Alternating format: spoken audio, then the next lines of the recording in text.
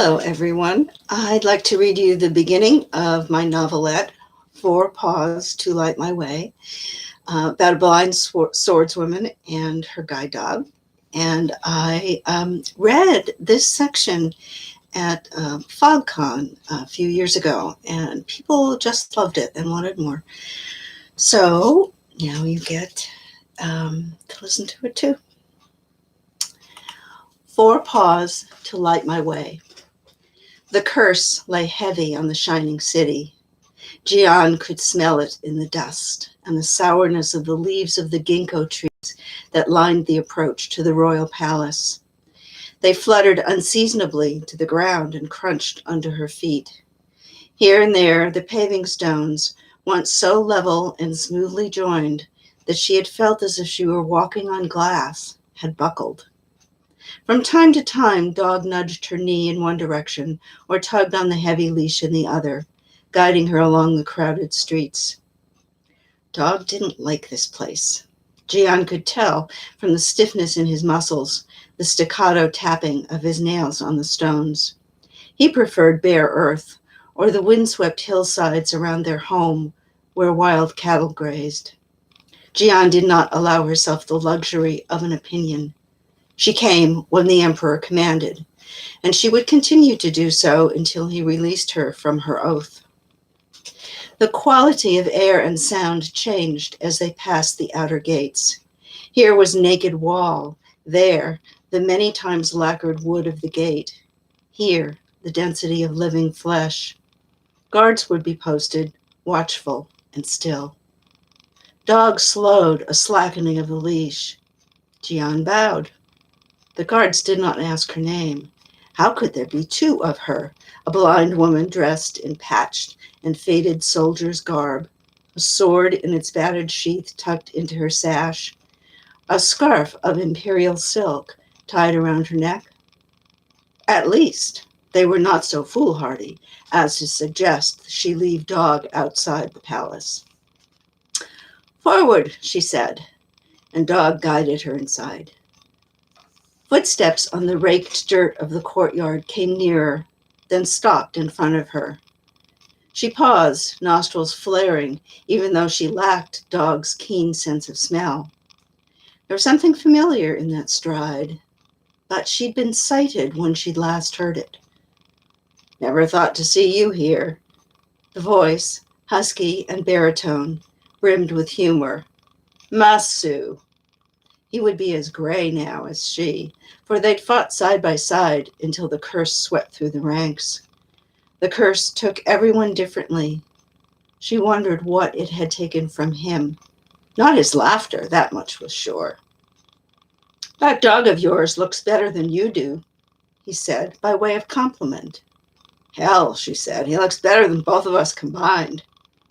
"Thought you couldn't see." There it was, the words spoken. "You old goat, I meant how you used to look." His answering chuckle wasn't audible, only a ripple on her skin. The tension in her shoulders eased. "Why am I here?" "That a philosophical or a tactical question?" "Where'd you learn philosophy?" Another shared silence. Of course, no answer. "You always knew more palace gossip than any 10 courtiers put together. Why did he send for me?" What does the emperor think a blind sword fighter can do that a sighted one cannot? Warmth on her face, a whisper of breath. He'd moved closer. "Here's the drill, G. You present yourself, courtiers go, ooh, ah, and everyone sees you're unfit for duty." Unfit. She restrained herself from snorting. Blindness had sharpened her other senses, and not a day had gone by without hours of sword drill. "So no one takes notice when you see him private-like." She hadn't considered this. Masu was hardly a courtier, but he was exactly the right man when stealth and dirty tactics were required. "See you later? Buy you an ale?" "See you later." He hadn't taken her up on the drink. That in itself made her take notice. The massive carved doors groaned open. Inside the great towered complex, the air tasted even more lifeless than in the courtyard. It smelled of decay, overlaid with the ashes of sandalwood. Dog brushed against Jian's knee. His fur was thick, double-coated. She brushed it every evening to help her sleep. As for her own beauty, she had never claimed any, and Dog did not care. Her vanity lay in the precise dance of her sword, the strength and balance of her body. The curse had taken these from her, but only for a time. She knew herself to be living proof that the curse was not absolute. Dog angled a shoulder in front of Jian's knee, the barest movement, but enough to signal Jian to halt. Jian halted. Dog sat. Murmurs rippled around the periphery of the chamber where the nobles sat, except for directly in front of Jian, the emperor, silent as a toad on his gilded throne. Jian the Faithful, the emperor greeted her. I come as summoned according to my oath, she said. How may I serve? You were ever the most forthright of my warriors. Jian inclined her head. Her fingertips touched the top of Dog's head. Then I will be blunt as well. The curse tightens its grip on the shining city. I require all able-bodied warriors to protect the city's inhabitants as we relocate across the gray water. The emperor's words hung in the flat stillness of the throne room. The courtiers, too, had gone silent. She wasn't sure they were even breathing. So the emperor intended to abandon the city? He must be desperate indeed. The territory south of the Great River, although traditionally part of the empire, had been independent in all but name since the curse struck. After that, the emperor needed all his resources to maintain his capital city. Any warrior who cannot perform to his utmost under these conditions will impose an additional burden, one I cannot afford, the emperor said. You are hereby released from your oath on condition you do not attempt to join the relocation and thereby divert resources that should go to the able-bodied. Thanks to Masu's warning, Jian took no offense, but the court, with its intrigues and veiled insults, was no place for an honest swordswoman. Dog, get me out of here, and felt a tug on the leash like a lifeline. She found Masu in the courtyard outside, or rather, Dog did. Dog liked Masu, which confirmed her trust in her old comrade. He'd found her a room in an inn where Dog was welcome and no questions asked. The old woman who ran the inn brought a trencher with chunks of bread, cheese, and apple, food easily eaten with the fingers, and a bowl of meat scraps for Dog. Not long after they'd finished, when the fall in temperature heralded the oncoming night, Masu came back for her. This time they entered the palace through a garden, or what was left of it, and then a narrow door. The air here was not so foul, but tinged with the smells of herbs and onions. It must be near the kitchen. They ascended a flight of stairs, Jian fumbling, Dog lunging on the unfamiliar surface, Masu taking one steady step after another. Their journey ended in a chamber much smaller than the throne room, warmed by a small fire. The rustle of fabric told Jian where the emperor stood, likely turning now to face her. This time he wore cotton, she judged, not silk. Diagonally behind Jian, Masu lifted a chair and set it down with a thump so she'd know where it was. She sat. Dog sat. The emperor pulled up a chair, scraping one leg across the floor, and sat. Masu warned you about the court appearance. I would not have insulted you in such a public fashion had there not been need. I wonder the courtiers did not question why you summoned me at all, she said dryly. I very much doubt any of them is thinking of anything beyond how much of his treasure he will be permitted to take away. I certainly hope not. Oh, they'll grumble and gossip, to be sure, but they'll look to their own. And I want all their thoughts on on their own concerns during the relocation. Jian thought, abandoning the city is a feint. Then the warlock, whose name had been forgotten if he'd ever had one, was not omnipotent. All attempts to put an end to the warlock have failed. He has the wiliness and power of a demon. The emperor sounded weary, on the edge of grief. Jian almost heard his thought, and my people cannot survive much longer, trying to hold on to their homeland. A minute pause, barely more than an indrawn breath, consulted an oracle. Although Jian stifled her surprised reaction, Dog her and leaning into her knee. And I have learned how to break the curse. It's not an easy thing, as you would imagine. One of us must journey to Black Mountain and confront him there. Black Mountain, home of bandits and worse, uncanny things, a fitting home for the warlock. Sand did not venture there. She wet her lips. And you want me to do this? A pause, a breath like a sob. My daughter must be the one. The oracle was adamant on this point. I cannot deny, the curse took many forms. The sickness in the land, your own deformity. Jian nodded. Dog leaned harder against her leg. She raked her fingers through the thick fur. My child, Amaya, who as a child was so beautiful, so full of grace and light, was rendered, I cannot in truth say hideous, for I have not seen her face since that day, but every person who looked upon her in those early hours was turned to stone. What talk Jian had heard about the princess suggested she was either painfully shy or sickly, or perhaps as ugly as a pig, and that accounted for her absence from court. Not this. Poor girl. I believe the oracle intends her to use the curse against the one who inflicted it on her.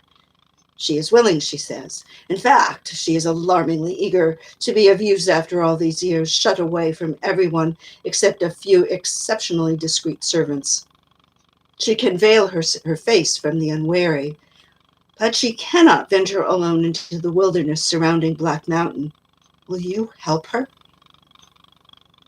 A blind woman leading one whose face is death to look upon? While Jian searched for an appropriately respectful way to point out the absurdity of the request, no, it was a command. Masu stirred. I will be your guide, he said, and lend my sword to yours. And Noro, remember him, he's agreed to come, but only if you do. He meant that Noro, who fought like a berserker, would face Black Mountain only if Jian, blind Jian, went with him. The world had gone mad. The only possible response was to say yes. And when she had agreed, the emperor informed her that they were to leave before dawn. Night's chill still clung to the courtyard, laden with a metallic taste near the ground. Jian touched each of her traveling companions in turn, Masu and Noro, 2 donkeys, and a horse for Princess Amaya. As she expected, she felt muscled shoulders and palms calloused in the right places for sword work. The donkeys defied their heritage of stoicism, tense and restless. The horse was sweating already. When Jian came to the princess, she touched only empty air. Beyond, a faint movement of air, swirled by a silken scarf, then the creak of stirrup leathers and a soft thump as a light body settled onto a saddle. Off they went, men and animals. When they were overshadowed by the city, Jian let Masu and Noro take turns leading, but as the wind freshened and the paved road turned to dirt, she and Dog took point. Dog guided her and told her everything she needed to know. The day wore on and they halted for the night. While one man stood guard, the other set up a tent for Amaya, built fires whose smoke smelled wholesome, untouched by the curse, and tended to the donkeys and horse. In all this time, Amaya had not spoken, not to thank the men, not to Gian, and not to Dog. Gian had no greater impression of her than when they'd started out, except by omission, for if the princess did not offer her thanks, neither did she complain. But the men were treating Gian as helpless, and that created a dangerous situation. She would have to convince them otherwise. Gian needed little in the way of camp preparation, other than to unstrap her blanket from her pack. She sat down on the blanket and released Dog to investigate the site and its surrounding areas, perhaps even snare a bit of fresh dinner for himself. Trail work was hard on Dog, with the constantly changing terrain and need to watch for obstacles above his own eye level. After a time, Masu approached, halting before her. "You want dinner?" Gian did, given the smells arising from the direction of the cooking fire. "First, I want to show you something," she said, and whistled for Dog. She heard the pad of paws over beaten earth and felt the fleeting touch of a wet nose on the back of her hand, then the pressure of a furred shoulder against her knee. Said Masu. Gian adjusted her sheathed sword in her sash. "Stand very still. Don't even breathe. Now, move any direction, any number of steps. When I say now, attack." He was good. She gave him that. But her ears caught the faint rustle of his pants, and she felt the direction Dog's head turned. The air told her when Masu began to move and where. She dropped, braced herself on her hands, and swept out one foot, hooked his ankle, jerked hard. Spun around, keeping contact with her foot, then knee and thigh as she slipped her sword from its sheath and laid the curved, razor-sharp blade on his throat. He froze. She waited a moment, then got her feet under her and stood. "Ugh, you haven't lost your touch." He scrambled up in a barely audible cascade of dirt grains. "How'd you do that? Being blind and all, I mean." "The word does not insult me." Gian smiled wryly as she resheathed her sword. She held out her hand, and Dog came, nosing underneath her fingers so that she touched the shorter fur between his eyes, then one of the velvet ears. "Blanket," she said, and Dog took her there. Masu joined them a couple of minutes later. He touched the rim of a metal trail pan to Gian's hand. Then he settled beside her. In the dish were chunks of hard trail bread, softened in hot water, along with bits of smoked meat and fresh, barely cooked onions and cabbage. She had no idea where he'd gotten the vegetables. For once, she didn't mind the mess of licking the drippings off her fingers. Dog, lying with one hip against Gian's thigh, began panting. Masu made a funny noise in his throat. "I believe," he said, "your dog is laughing at me." "Yes." "Is it? Seeing things?" he asked after a time. Gian considered. These days, she'd rather be alive, even if it meant living in near exile. She hadn't always felt that way. In the terrible days after the warlock had done his work, she had crawled her way to the temple dedicated to the soldier god. Death had seemed her only hope. The god, in his cruelty and mercy, had refused her plea and given her a dog instead. She'd never named the animal. Would I trade Dog for my eyes? She didn't know. So that's the opening to this story. And if you have enjoyed it and you want to know what happens next, it's a novelette and it's available now for pre-order. And the link is right there, or you can go to Amazon and look for Paws to Light My Way. Thank you.